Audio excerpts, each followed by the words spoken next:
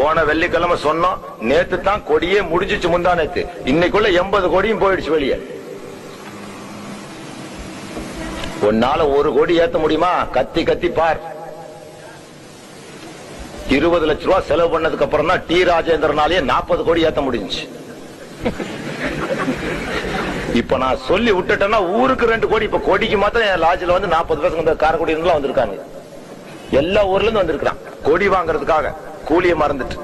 அந்த அளவு தியாக பக்குவமா வச்சிட்டு இருக்க. கமலஹாசன் கொடி படம் போட்டுக்கிட்டு நேற்று எங்கள்கிட்ட வந்து செலாம் அழைக்காங்க. என்னடாங்கிற கமலஹாசன் செஞ்சில போட்டிருக்கான். அட முண்டம், இப்படி தகப்பனா பெற்றிருக்கிறியா நீ? மார்க்கத்தில் நீங்கள் சகோதரர்களே, நீங்க மௌத்தா போனா இன்னொருத்தனை வச்சு ஃபாத்தியா ஓதுனீங்கன்னா அந்த ஃபாத்தியா அல்லாட்ட சேராது. குர்ஆன்ல அல்லாஹ் சொல்றான், ஒரு ஆத்மாவின் பலன் இன்னொரு ஆத்மாவுக்கு இல்லை சகோதரர்களே, இல்லை. ரம்ஜான் அன்னைக்கு கூட பல வாழ்த்து செய்திகளை நீங்கள் அடித்து விட்டிருக்கார்கள். இஸ்லாமிய சமுதாய மக்கள் ஒருவரை ஒருவர் கட்டி தழுவிக் கொள்ளுவார்கள். அன்று நோன்பு பண்டமாற்றம் செய்து கொள்வார்கள். ஈதுல் ஃபித்ர், ஃபித்ராவுடைய தினம், அது தானம் செய்கின்ற தினம். ஒரு மனிதனை மனிதன் நேசிக்குவதற்காக ஒரு விழா. கிறிஸ்துவ மதத்திலே ஒரு விழா கிறிஸ்துமஸ். இயேசுநாதரின் பிறந்த, இயேசுநாதர் பிறந்த தினம் அவனுக்கு என்னன்னு தெரியாது. காட் சன் மித்ரா, சூரிய கடவுள் பிறந்த தினத்தை ரோமாபுரிக்காரன் வச்சு அது அப்படியே கிறிஸ்துமஸ் வச்சுட்டான். அதுக்கு முன்னாடி ஜனவரி 15 கொண்டாடிட்டு இருந்தான். கடந்த 200 வருஷத்துல இதை மாத்தி வச்சுட்டானுங்க. ரைட், இப்போ உலகத்துக்கு தெரிஞ்சது கிறிஸ்துமஸ் 25 இயேசுநாதர் பிறந்த தினம் அவன் கணக்குல. அவன் புத்த ஜெயந்தி, புத்தர் பிறந்த அன்று புத்த பௌர்ணிமா என்று நடத்துகின்றான். பூர்ணிமா, பூர்ண சந்திரன், பூர்ணச்சந்திரன், பௌர்ணமி, புத்த பௌர்ணிமா, பூர்ணமா.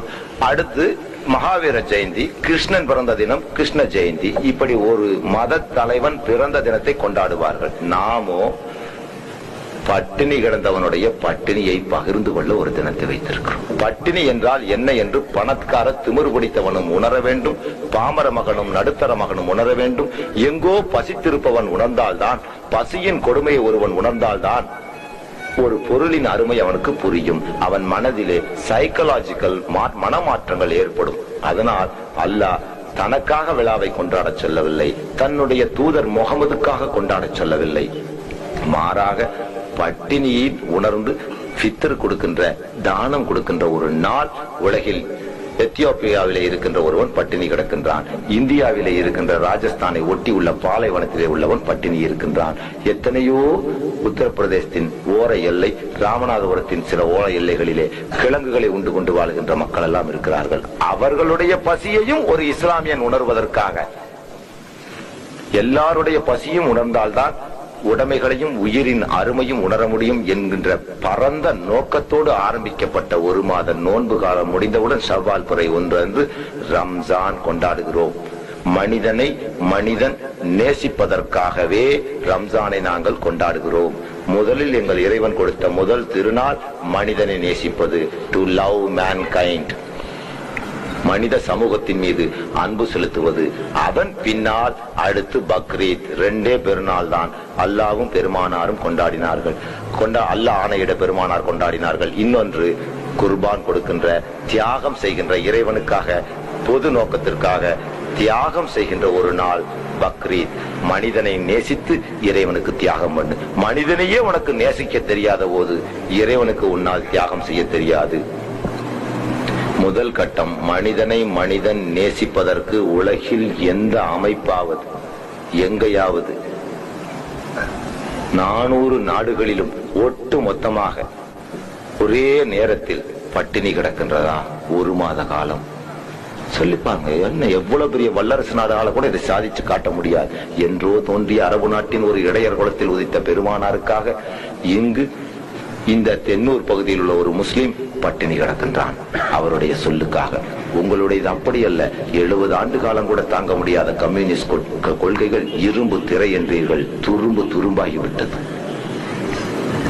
எங்களை நேசிக்க நீங்கள் பிற மதத்துக்காரர்கள் கற்றுக்கொள்ளுங்கள், கற்றுக்கொள்ளுங்கள். எங்களிடம் மனித குலம் முழுமைக்கும் உள்ள ஒரு வழி இருக்கின்றது, ஒரு வழி இருக்கின்றது. எங்களால் பிறருக்கு ஆபத்து கிடையாது. எங்களுக்கு ஆபத்து என்றால் எங்களை விட மிக சக்தி வாய்ந்த, பலம் வாய்ந்த ஒரு மிருகம் கிடையாது.